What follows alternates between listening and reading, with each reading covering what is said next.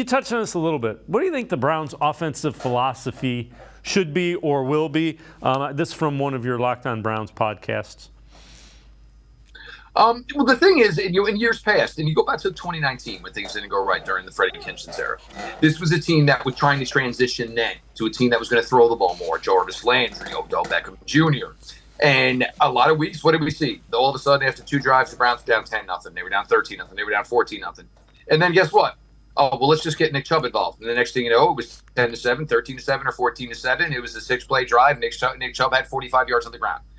You have to, and it's going to be tough for them as they are making this change and, going to become a team that's going to throw the ball a lot more than they're going to run it.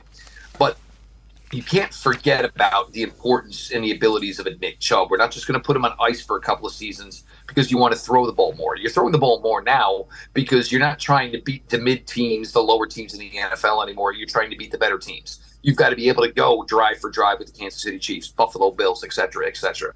But you have that nice mix. And even a team like San Francisco 49ers who went to the NFC Championship game last year, they brought in Christian McCaffrey. Why? Because they weren't getting everything they thought they could get out of their running back position, whether it was running the ball, whether it was throwing it to the running back.